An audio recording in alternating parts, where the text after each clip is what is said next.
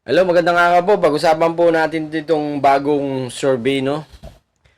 Ilang araw bago mag-eleksyon. Sa tingin ko, ito yung magiging last na survey, no? Hindi ko alam kung anong nag-survey dito. Basta, survey to, ha? Survey. Survey na ginawa, at kinumisyon daw. Di umano. Hindi natin alam kung sino nang umisyon. Okay? Kung PDP laban ba ng umisyon, bakit dalawa lang po ang pinasok ninyo? Sige, palawan natin saglit, Sa pinakabagong senatorial survey ng SWS, ang siyam na pambato ng alyansa ng Oo. Administrasyong Marcos. Dalawa naman ang galing sa PDP na partido ni dating Pangulong Rodrigo Duterte. Oo. Sa frontline ng balitang yan, si Mean Los Baños. 3 linggo bago ang eleksyon, sino-sino ang iboboto mong senador?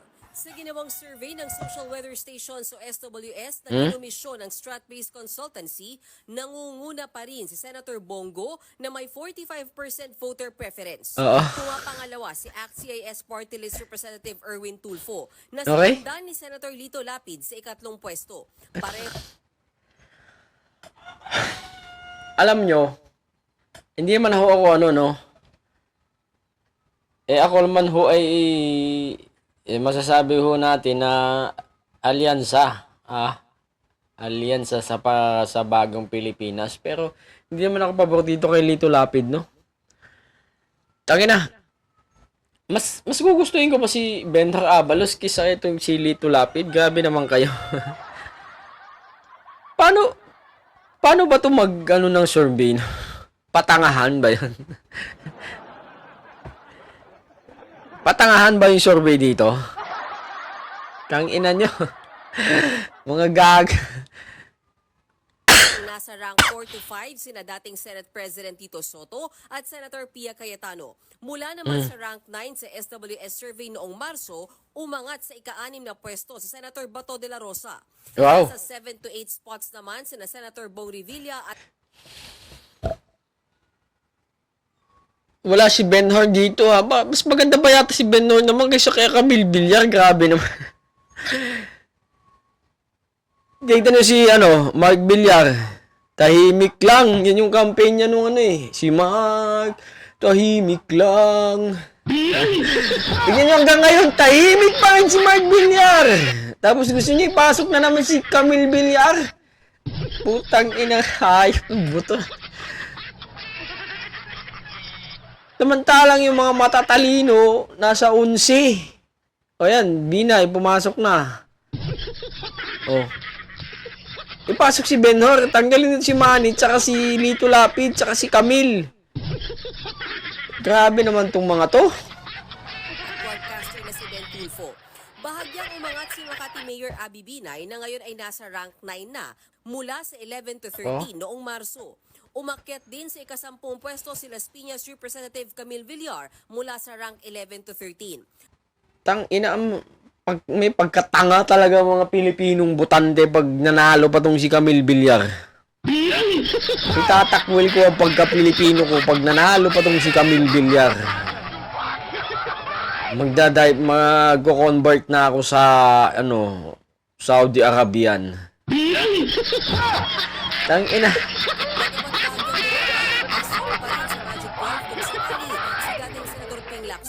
Gayon din si dating Senator Manny Pacquiao. Ang Bumaba inang- naman sa rank 13 to 14 ang TV host Dapat tanggalin si Camille, ipasok si Bam at saka si Philip.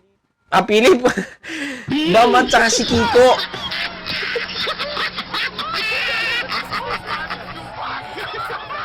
Huwag naman si Philip, pagtabihin nyo si Philip Salvador at saka si Benhar Abalos. Sige, tingnan nyo kung sino mas mainam sa batas. Kung sino mas magaling. Si Camille Villar. Sige, pagtabihin nyo si Camille Villar. Mayroon si Philip. Wala talaga ito. Pagtabihin nyo si Camille Villar ni Marcos naman umangat sa 13 to at saka si Benhar Abalos. Sige nga. Tingnan natin kung sino mas matalino dyan. Tangina. Napakababoy naman ninyong mamili. Grabe naman kayo. Mga litchi kayo, mga litchi.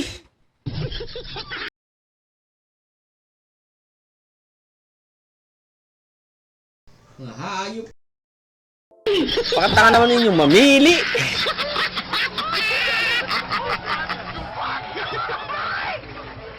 Tanggalin nyo si Camille, Lito Lapid, Manny Pacquiao, ipasok si Bender Abalos, Kiko Pangilinan, Bam Aquino. Willie, wala na. Aimee, tangina, laglag to. Ilaglag tong si Aimee, ilaglag. Okay, nandun na tayo sa slot 17, ha? 17 to 18. Ito yung mag-aagawan niya mga yan, aakyat yan.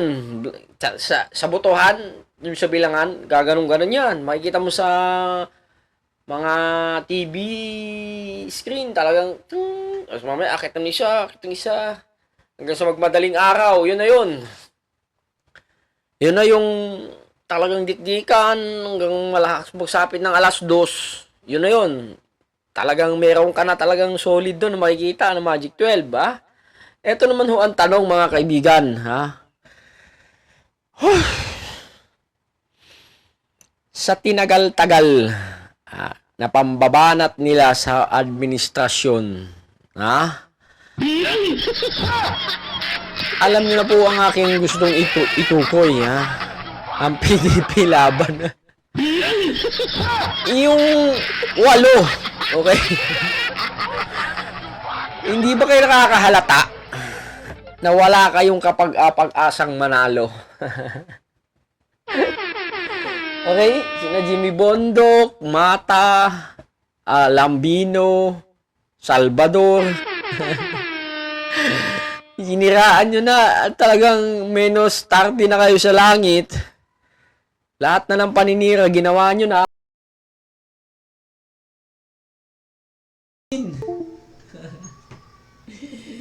Maniwala kayo sa survey kasi ito mga talagang accurate po mga kaibigan. Ha? Ito yung mga lumalabas. Kahit i-search nyo yung pinakahuling survey nung panahon ni Gloria. Ito po yung lumalabas. Yung mga Magic 12 hanggang ano na yan.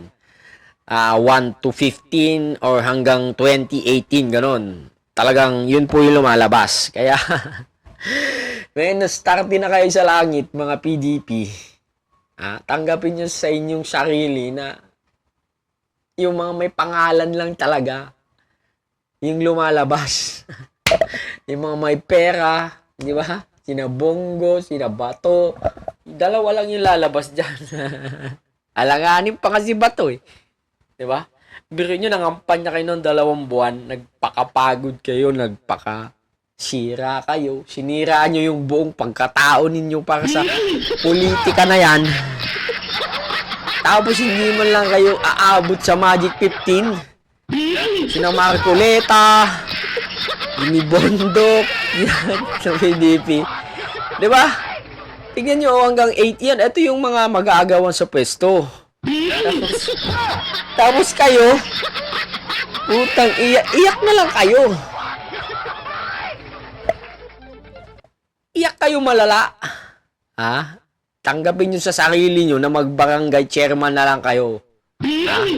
No offense sa mga barangay chairman, pero dun kayo mas kilala. Tingnan nyo nga, si Camille Villar at saka si Aimee bagyang umakyat. Di ba? Kung tayo linindor sa Banisara. Oh. Sinabihan na nga yung anak ng Digong na kayo ang i-endorso. Tapos, ang inendorso yung galing pa ng kabila. Sige nga. Para sa inyo to mga taga-PDP na Duterte -2. Okay? 8 kayo. Saksak nyo sa mga baga nyo na wala kayo kapag-apag-asa. Na mas inendorso pa kayo. Inendorso pa si Aimee at saka ni Camille, si Sarah. Okay? Halatang tinakwil kayo. Ha? Kumbaga, hindi kayo pinahalagahan dahil mas loyal pa nga kayo eh, di ba? Kumbaga, magpapakamatay na lang kayo para sa mga Duterte, tapos hindi pa rin kayo pinansin ni Sara. Iba pa rin ang inangat ni Sara. Iyak mga tiga-PDP laban. Ha? O yan o. Ito yung mga lalabas eh. Hanggang 18 mag-aagawan yan. Nasaan ba yung mga pwesto ninyo? O. Di ba? Tanggapin nyo sa inyong sarili na walang kwenta ang endorsement ni Sara. Okay? Yun ang kilala at yun ang kilala. Yun talaga yung aangat. Yun.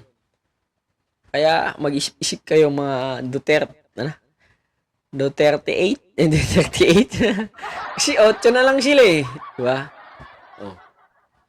Isipin nyo na basura kayo sa paningin ni Sara.